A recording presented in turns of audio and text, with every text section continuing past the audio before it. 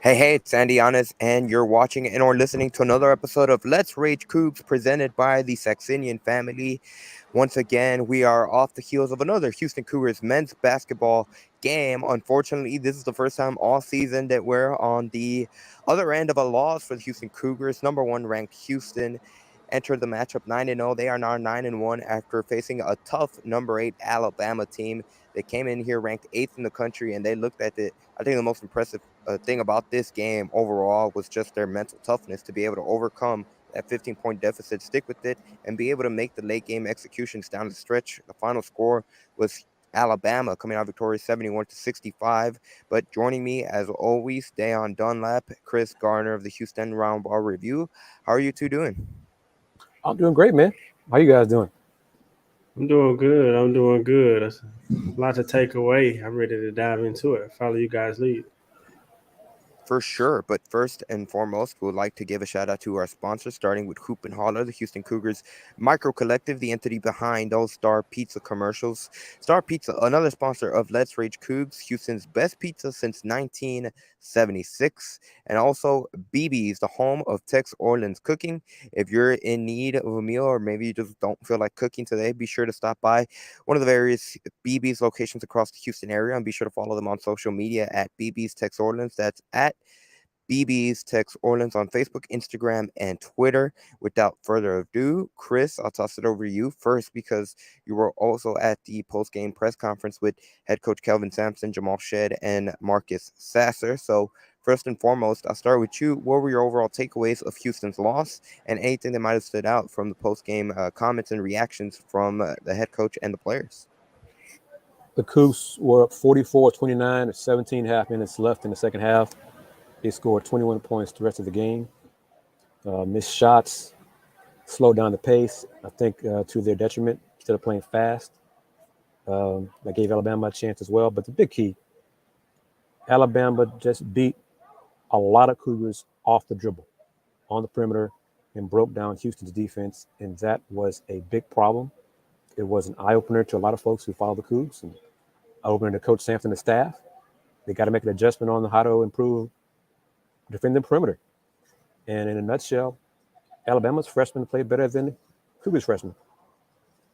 I don't think Alabama's freshman fouled a three-point shooter twice. If you watch the game, you know what I'm talking about. He did it twice. That's 6 free throws right there. And that's something that head coach Kelvin Sampson pointed out after the game. You know, those small things, it all adds up when it comes to the little things in regards to fouling late, missing free throws. And that's something that it'll be a teachable moment. Now, another thing that Sampson said is at the end of the day, you know, the season's not over 10 games in. They still have 20 plus more games to go. So it'll be interesting to see how they respond. And they're going to have another challenge right off the bat, not too far in the distance. Just a week from today, they're going to have to travel up to Virginia and face what could arguably be the number one ranked team in the country at that point in the Virginia Cavaliers. But Dayon, I'll toss it over to you. What were your takeaways, just overall thoughts on Houston's first loss of the season? I think my main takeaways was Houston's in today inability to overcome their other team's mistakes. I think throughout this season, Houston, whether they shot the ball well or not, they've been able to lean on their defense, create turnovers, and therefore lean on the turnovers of the opposing team. Today, down the stretch, they weren't unable to do that. Alabama tightened up towards the second half. They had 12 turnovers in the first half, only 3 in the second half, so they cleaned up their play, which forced Houston to execute more in the half-court set, and they were unable to do that. And for me, that was the difference. I mean, it's about stopping the opposing team and making shots. When you don't have your best score going, then your second or third, Draymond fouls out. It's hard. It's really hard. And so that was some of my takeaways, because if you're making shots, or if you aren't making shots, you rely on your defense, or both, depends on the game. But tonight, tonight, they weren't making shots. Some of the better players weren't making shots, and then down the stretch, they weren't getting some of those stops. You're muted. Correct. Sorry for correcting that, but I was going to say I want to get to a comment by TI7791. Who's watching the live stream on YouTube. He said, teachable moment, but man, the lack of boxing out consistently really haunted them. And that was something, even early on in the first in the first half, it was a bit of an interesting game because Houston was trailing for most of the first half, but they were never too far behind Alabama. They made that run towards the end of the period, and um, they ended up getting out victorious, not victorious, but they had the lead into halftime with a midi run to have a 31-27 lead in the first half to end the period. And then in the second half, they started out hitting shots. Marcus Sasser hit his first jumper. Jamal Shed and Tremont Mark hit threes. And then Marcus Sasser had the Euro step and one. And it seemed like Houston had all the momentum. They were able to build that 15-point lead. And then again, going back to Alabama's credit in regards to their toughness, especially their mental toughness, because that's hard. And something that one of our other watchers or listeners or viewers on the YouTube channel, it was actually TI7791 and Rex 32, said great home court advantage. If nothing else, the atmosphere was very strong. The reason I point this out is because Alabama, when they were down 15, this crowd, the entire arena had exploded. You should have seen, Dayon, you weren't here, but they had standing room only seats, and they were across the entire upper concourse of the lower board. They were filled. It looked like if you were at Minute Maid Park watching the Astros in the playoffs. Like, there was literally nowhere you could stand. It was packed. The place was rocking. And to be able to overcome that, combat that, and also be able to have the mental fortitude to execute down the stretch. What I think it was interesting, we're going to get to it in one of these clips by head coach Kelvin Sampson, where he really talked about how they kind of started. They changed. They were no longer running sets. They were spreading them out, like Chris had alluded to, and they were beating them off the dribble, which is something, again, going back to the theme of today's game, it's kind of learning lessons. It's something Houston's going to have to be better in, because now that's going to be something that I'm sure going forward, a lot of teams are going to try to exploit the Houston Cougars in that aspect. Agreed, but coach also said, and to Bama's credit, there's not going to be too many teams Cougs play this season who can beat them off the dribble like this, at almost at will. So very few teams can beat so many Houston defenders on the perimeter like Alabama did today. So it's a teachable moment. It's something, Coach Sampson said they learned a lot. They were exposed a lot, but they exposed Alabama as well. As you touched on it, Alabama cannot score on Houston's set defense. They set offense, they could not score on Houston. But once Coach Oates made the adjustment of, let's see if we can beat these guys off the dribble, and that worked, and they stuck with it. And, we've said it, Coach Sampson said it in post-game, you find something that works, it's not rocket science. You stick with it until they stop it. Yeah, another thing that stood out to me was their depth. Their depth played out to be better, outplayed Houston's depth today. Their bench played better than Houston. And that was 27-10 bench points, my man. 27-10. Yeah, that was a huge difference. A huge difference with the production off the bench. Terrence didn't really give you much as far as offensively, but overall, I think I just look at the game and I watched it. And when Houston aren't able to get those stops, they need people to put the ball in the basket. And of course, Jamal Sheard had probably the best game in his career.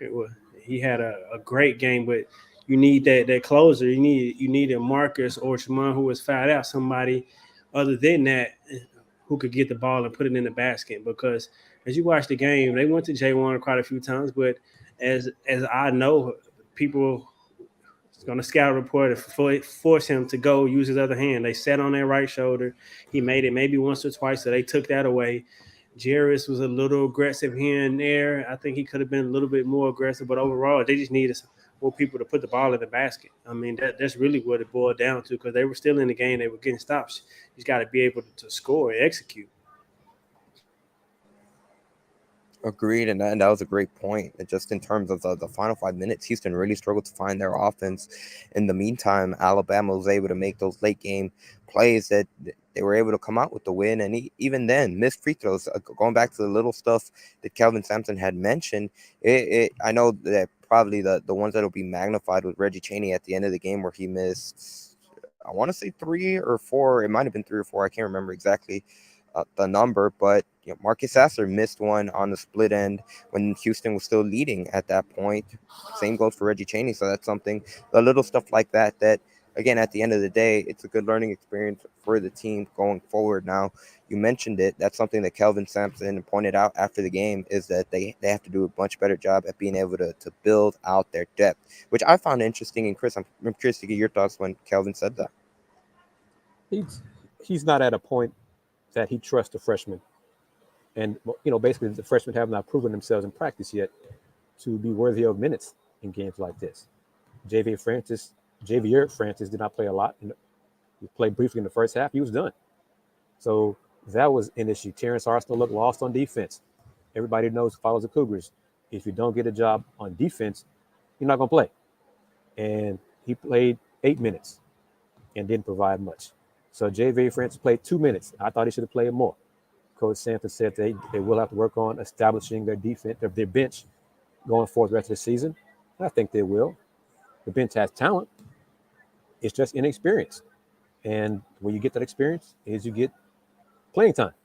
So I think they'll do that as the season progresses. And I'm just going to say this, may sound petty, may sound haterish, whatever. But if you hopped on the bandwagon this week, you can hop off. And we ain't going to miss you. Whatever. The season isn't over. Team 9-1. Team going to the tournament. The Cougs win next Saturday. You'll hop on again. But we know who you are too. So whatever. Fairweather fans, y'all can just step onto the side. Our fans who watch this show, support us, support the Cougs. Thank you very much. Real quickly before we get into the first clip from head coach Kelvin Sampson, once again, we do like to remind you guys that you are watching and or listening to Let's Rage Coogs, presented by the Saxenian Family. Let's Rage Coogs, the unofficial Houston postgame show, streaming live on the Houston Roundball Review YouTube channel and audio-only platforms. The next day on wherever you get Podslam, Jamma, in those audio-only platforms. Now, of course, we do want to give a shout-out to our sponsors, starting with Hoop and Holler, the Houston Cougars Micro Collective. They are the entity behind the Star Pizza commercials. Star Pizza, another one of our sponsors here for Let's Rage Coogs. They are Houston's best pizza since 1976.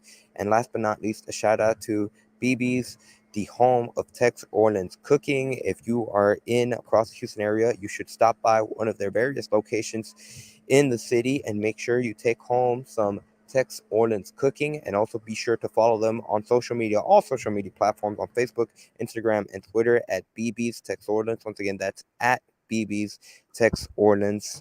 And on that note, we'll send it over to head coach Kelvin Sampson. Here's what he had to say specifically about where he felt the game changed, and it'll be allude to one player we haven't talked about yet, but come on, Mark. On following out, the game changed. We did a great job guarding their actions. Then they took their 4 starters out and put their bench guys in, and then they stopped running actions. They just drove it at us, and they spread us out. And, they found a guy that couldn't keep the ball in front of us, and they kept going at him. Then we had some confusion there on a couple of ball screens on how we wanted to guard Miller when he went to the 4. Of course, we go over all that stuff in scout report, but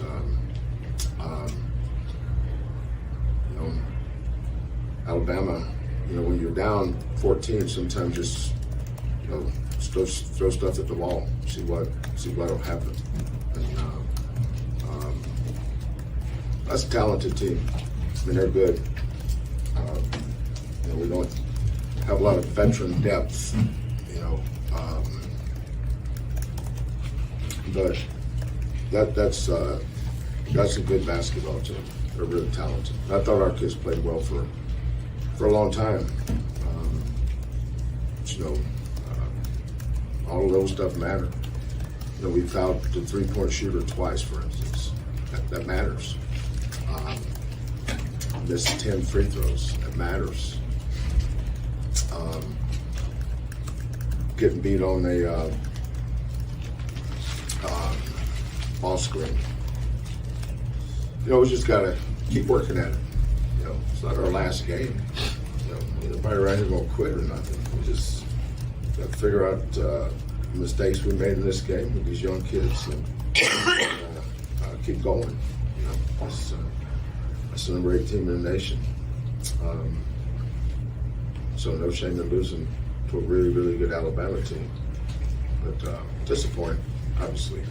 We haven't lost a lot in this building. But, give Alabama credit. They did a great job in that second half. And, we could have played better. But we got to stay with it. Long season. Played 10 games. Last time I checked, we got 22 more. So we'll keep working that.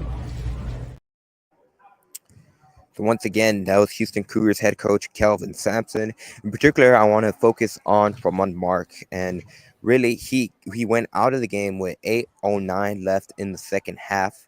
And Houston was still leading. They were leading 57-53. But at that point, Alabama had already gotten this run. But certainly when you think about Mark, he could have very well been a huge difference maker. One, he was able to hit a lot of his shots today in this game. And even going back to the first half, he hit a couple of timely shots. And even to open the second half, they really gave Houston a boost. And that's one of the key players that the Cougars didn't have down the stretch to close out against Alabama. Yeah, and he's another one of those players who can be a closer for you because you can give the ball to him and he can get you a bucket. And so Houston missed him tremendously when he went off the floor, not only with his activity and his length on the defensive end, but more importantly, I think on the offensive end, because it was a couple of times that Coach Sampson drew up a couple of plays that got him a 3 look in the corner that he knocked down. Another play where it's kind of out of nothing and he just dribbled, got to his mid-range and made his shots. And so in games like this where you don't always have to rely on a set, you need people who can make buckets against high-pressure defense. And when he went off the floor, Houston didn't have as many of those on the court because he's one of those players who's used to being in that position, used to executing in that position. And like I said, I mean, these type of games, big-time players step up. And you see in big games like this, Jamal's going to step up. Marcus, he going to step up. He just had a bad shooter tonight. But overall, it seems like his glasses will bother him probably. But, I think definitely Mr. Tremont, though. Definitely Mr. Tremont once he fouled out. 2 of Tremont's 5 fouls are offensive fouls. The 5th one was offensive foul. So those hurt definitely down the stretch. Like Dayon said, they needed another scoring option. And with him out of the game, they didn't have it. So the offense really slowed down a great deal because they didn't have a lot of other guys who can get their own bucket. So that was a concern. So Tremont is the key. He can't get in foul trouble. And I said in the previous show that I hoped that the refs would not call a game tight. Well, they called it tight. And that was it kind of hurt both teams. Alabama went to the line a lot in the first half, but they only made 5 free throws. They're 5 for 11 in the first half. They shot better in the second half. The Cougs missed free throws down the stretch when they couldn't score in the half court, shooting the basketball. But it's a lot of those things. They got to figure out options for the bench, the depth. Ramon Walker is not a great 3-point shooter. He's a hustle guy, energy guy, but he had problems. He and Jarris Walker had some breakdowns on defense on the high screen and rolls, which allowed open buckets. So that's one thing Coach was referencing. And then, we're on the time limit, Andy, on the 4-minute restriction, so we can't play more of Coach Sampson's post game. But he mentioned one of the tenets of the Cougs defense is, first, don't get beat off the dribble. But when you do, if you get defense, penetration comes in to allow the open 3-point shooter going cross court, because you should have enough time to recover to that 3-point shooter. Defense, right? This game, the Cougs didn't do that, and Bama capitalized and made some open threes. So more breakdowns on defense. So that's just things we have to say to the fans because we can't give you more content, video wise in post game. Another player, I think, speaking of the bench, Francis, I think he deserves more minutes. He has to play more minutes. From what I'm seeing now, a lot of the rebounding woes, it's just because the team is small. And I know by height, he's 6'9", but his arms is so long, he looks bigger and plays bigger. I think it plays going against a team who is such a good offensive rebounding team. You need people like that who can some of those defensive possessions for which someone could be after drive, you need people who can change some of those shots and erase some of those shots. He's one of the only shot blockers that Houston has on this team. And not only that, he's one of the biggest players on the team. He has to find a way to find minutes because Houston really, really needs his rebounding and Houston needs his shot blocking, whether he blocks a shot or changes a shot. I think that's one of the huge players I think they really, really need off the bench, as well as whether it's Ramon or Terrence, whomever. I love Ramon's energy, but he has to give something offensively. I remember last year we was like, if you just give 4 points, what that would do. So whether it's just 4 to 6 points, whether it's offensive rebounds, putbacks, whatever it is that you can find ways to impact the game on the scoreboard, I mean, Houston needs that. I mean, you can talk culture, but the name of the game is making shots. You got to be able to make shots. And so that was one of my huge takeaways. But Francis, man, he definitely needs more playing time. I don't know what it is and what Coach Sam got to do, but he deserves to be on the floor somehow. I was surprised. Dan just reminded. Yeah, 2 minutes a day against Alabama's athleticism up front. That surprised me because if nothing else, Javier, he can match the athleticism. If nothing else, he can match the athleticism. You know, he can jump high, be a threat to protect the rim, all those things. So 2 minutes a day, that did surprise me. 1 minute and 51 seconds. It kind of reminds me of having to be clipped. It's like he couldn't go over 2 minutes, Chris. It sounds familiar to another policy. But anyways, on that note, Dayon, I did want to touch on what you mentioned, and one of the things you said at the end of the day, you have to put the ball through the hoop, and it reminds me of one of the sayings Kelvin hasn't said in a while. Maybe we'll hear it one of these days in the upcoming week, but one of his favorite sayings is that you got to put the biscuit in the basket. Today, Houston struggled to do that.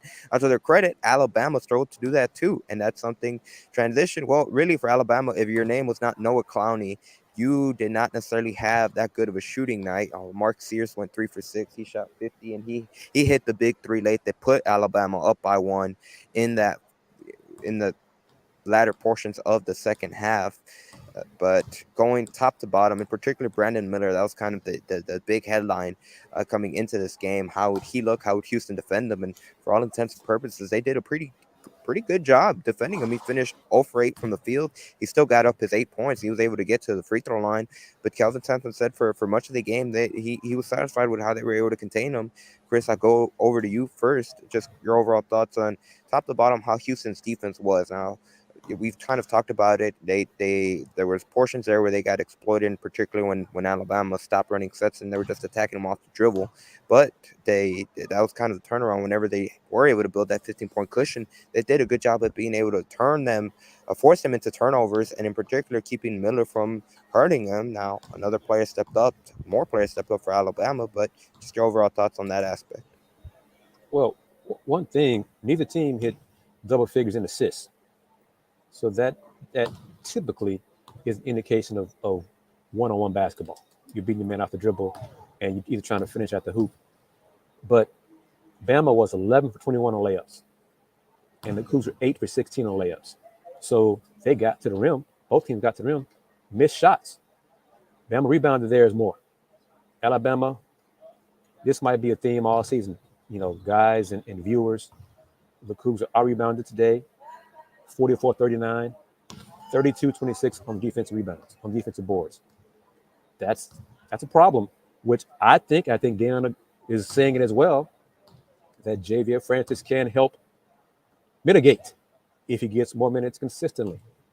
Clearly, he has to deserve the minutes, but 2 minutes in a game like this against Alabama's trees, that's not enough. I mean, that's just my opinion. 2 minutes, that's not enough. Jared struggled with the fouls and three-point shooters. Brady Chaney gave effort, kept some possessions alive. Juwan Roberts missed layup or hook shots in the paint. Francis could have got some of those rebounds, could have got some slam dunks on some high screen and rolls, something to help the team and strengthen that bench going forward. But I think that goes back to Sampson's point about wanting to really build depth for the team. It just might be a point where right now, early on in the season, he doesn't have that confidence in Francis to be able to go against, like you mentioned, the trees against Alabama, but just overall this type of game where, like you said, you kind of relied more on Reggie Chaney, and it might just be one of those things where it's about having confidence in your players. But before we transition, once again, reminder you are watching and are listening to Let's Rage Coogs, presented by the Saxenian Family all season long, throughout the regular season and into the American Athletic Conference postseason tournament. Let's Rage Coogs will be presented by the Saxenian Family. Let's Rage Coogs basketball will be presented by the Saxenian Family. Once again, Let's Rage Coogs, the unofficial Houston post-game show of football and men's basketball. And before we toss it over to, once again, head coach Calvin Sampson and also Marcus Sasser and Jamal Shedd, I do want to give a shout out to our sponsors, starting with Tex Orleans Cooking, not Tex Orleans Cooking, BB's, the home of Tex Orleans Cooking.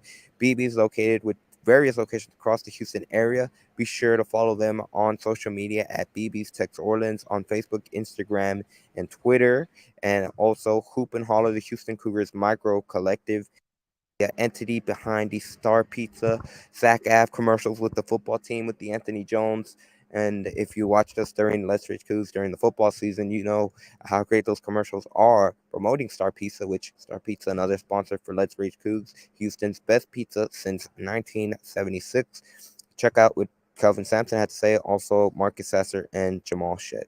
We had a lot of opportunities.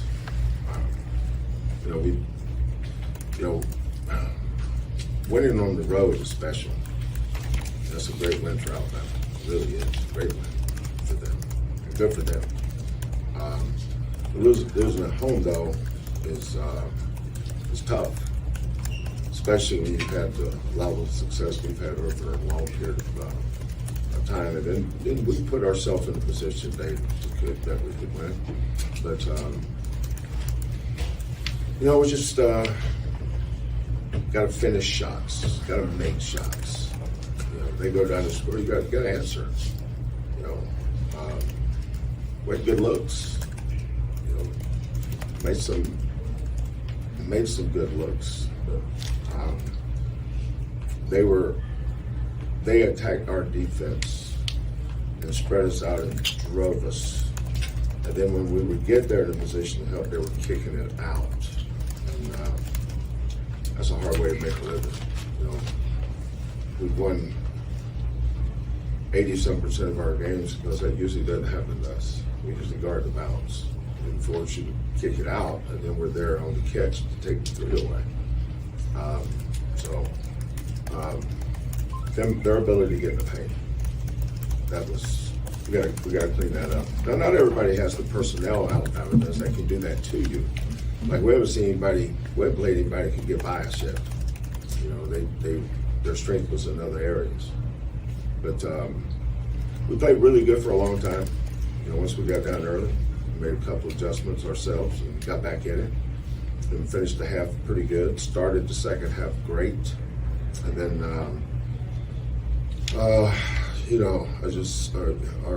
our bench is we got to do a better job developing our bench going forward.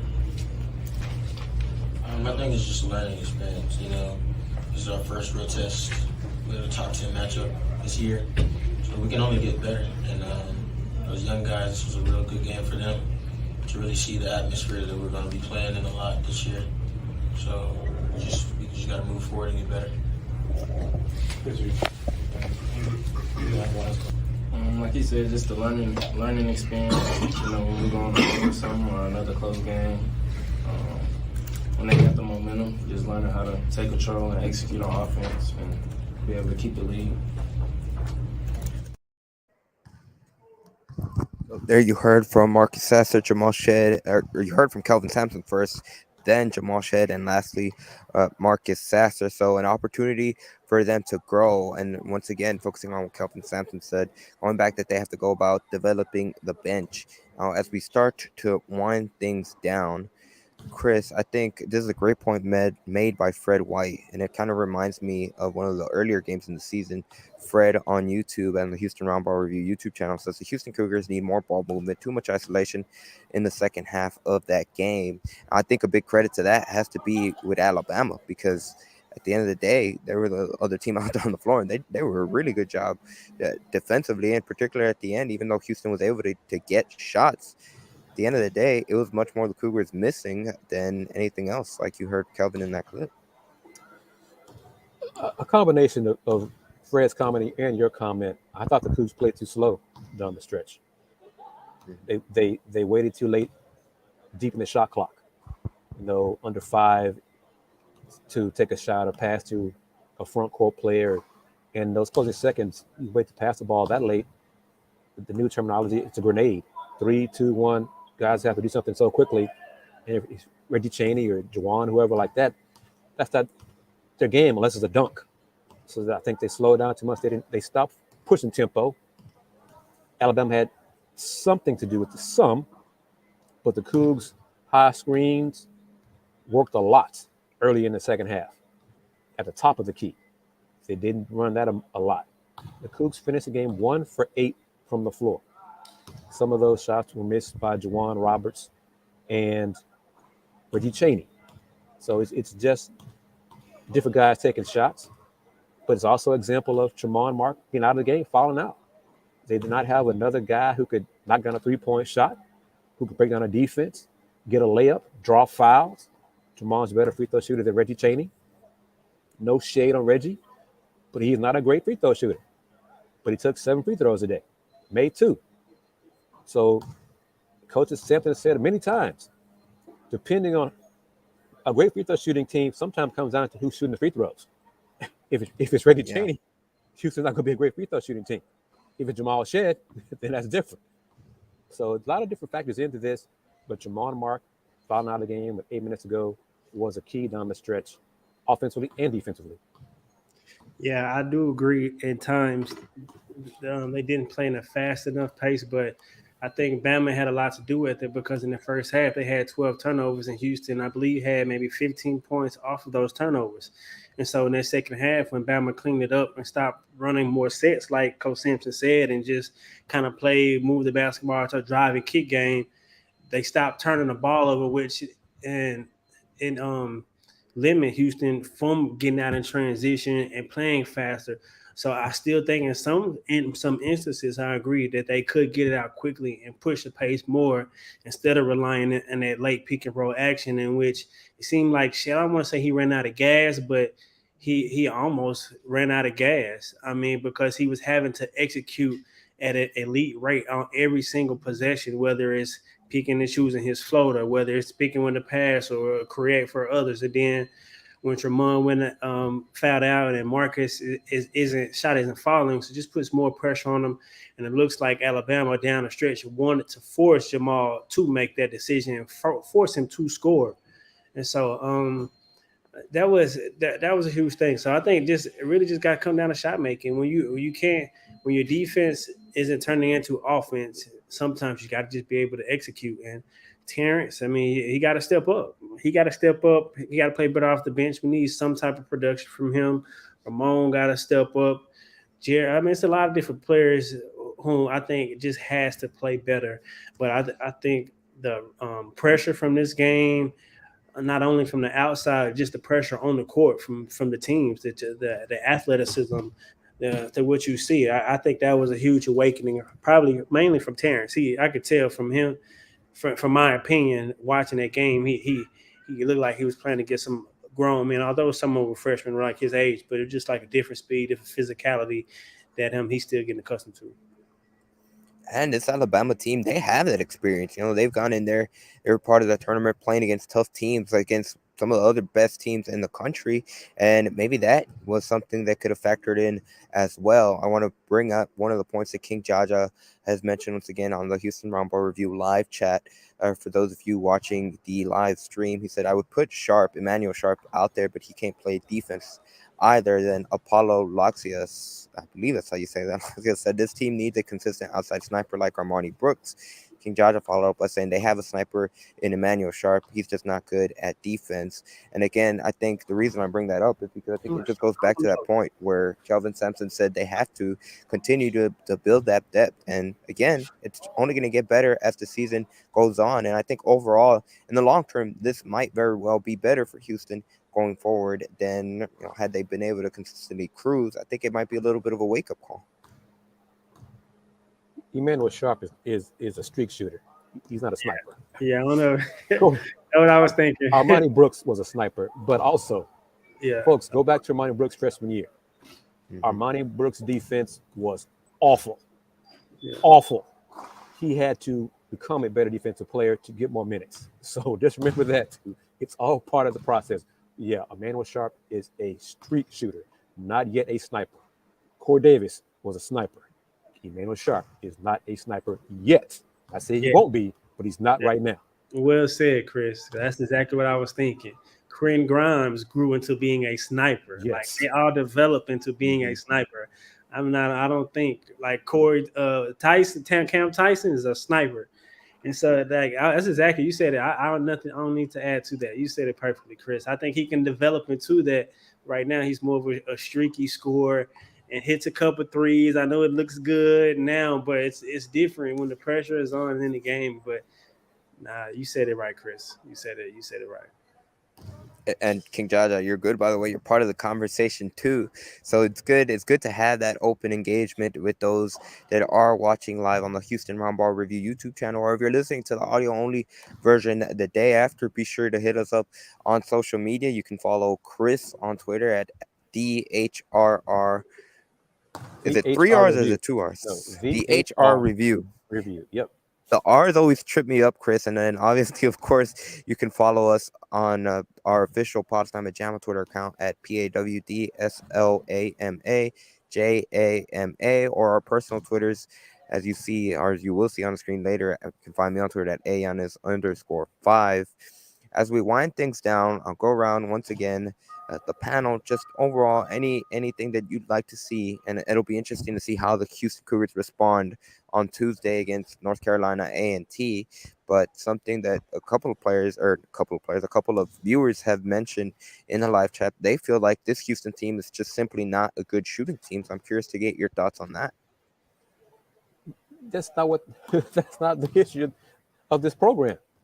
I mean, I've heard Marcus say it, Armani say it, Corey Davis. We've seen, you follow the Cougs enough, you know they will go through scoring droughts the last 5, 6, 7 years. But their philosophy was shoot it. It's better than a turnover because we'll go get it. And then we'll score a second chance, third chance opportunities. That's part of the calling card of Houston Cougars basketball under Kelvin Sampson. That's the thing. But the issue is right now, the rebounding is a concern. They're not dominating the boards like they have in previous seasons. But the personnel right now doesn't seem like it's capable of doing that. We're going to see if Javier Francis gets more minutes, if he's worthy of those minutes, if he deserves them. And I think he is proving it in practice. You got to see what he does in game time. 2 minutes is not enough for him to show what he has or not. I mean, 2 minutes, we can't do much in 2 minutes. But we'll see what he can do. Terrence Arsenault, today's game seemed too big for the moment. It was too big for him today. He just didn't. He looked out of it. Defensively as well, he looked lost. Too many breakdowns from the younger players on pick and rolls, on screens, on rotations. So they won't make those mistakes in February. They're going to learn from their experience. So I'm not surprised that they lost. I was surprised they went about 15 and lost. That surprised me. But Alabama's a good basketball team. Both these teams will be in the NCAA tournament. This is a learning moment for the Cougs. I don't believe anybody here, none of us, anybody watching the show, believe the Cougs are going to go undefeated. No one thought that. And if you did, well, that's you. You do you. But this was a learning moment. We don't expect much of a learning moment from Tuesday's game against NCAA, but we'll see how the Cougs look on the road next Saturday against a very good Virginia team. Yeah, I don't. I was just going to answer the question. I don't think this is a good shooting team, but I don't think it's a bad shooting team either. Like nights like this is almost. Yeah, I don't think it's a bad shooting team, but I also don't think it's a good. So I think they're like right in the middle. But like Chris said, he did perfectly. This team isn't known for being one of the best offensive teams. But to counter that, you do need shot makers who people can get a bucket when you need it. And we got multiple players who can do that. So this is another learning experience overall. I think Tremon's more putting up on him, so he's relying on people more. So he knows how one foul is a lot of fouls when you mean as important as he is. So Another learning curve for him because I'm sure, is kicking himself like, dang, I could have been able to be on the floor. I could have helped. And so, yeah, that's all I wanted to add. Andy, go ahead. No, you took where I was going to kind of diverge the conversation, but I think as we start to wrap things up, once again, the final score: Alabama defeats Houston 71-65. And the one thing I was going at Chris in terms of your comment about we probably won't learn much on Tuesday with their next game inside the Fertitta Center, 7 p.m. on Tuesday against North Carolina A&T. I think it'll be interesting to see how they come out the gates and see what their response is. We kind of saw it the 2 weeks ago now when they played Kent State. It was a very close nail-biter game, much closer than anyone expected going into the game. But then you saw that next game after that Kent State outing, they looked like a completely different team. They completely dominated. So I'm thinking it would be curious to see from that perspective how they respond. But you're absolutely right. The next biggest challenge, at least on paper, because you always got to put that caveat on there in regards to paper, will be just a week from today, playing in hostile territory up in Virginia. But that's gonna pretty much do it for today's episode of Let's Rage Coogs, presented by the Saxenian Family. Once again, the Saxenian Family, the primary sponsor for Let's Rage Coogs, the unofficial Houston postgame show for men's basketball and football. The Saxenian Family will sponsor the Let's Rage Coogs men's basketball postgame shows all the way through the regular season and into the American Athletic Conference tournament. Chris, I'll toss it over to you first. First of all, like always, thank you for allowing us to use your channel and your platform to be able to stream live. And the floor is yours. Where can people find you on social media and anything else you'd like to add?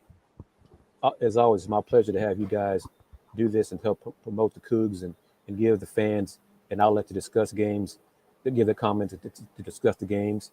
Real quick, I see Mr. Will's comment. Malik Wilson is redshirting this year. Malik is not going to play this year.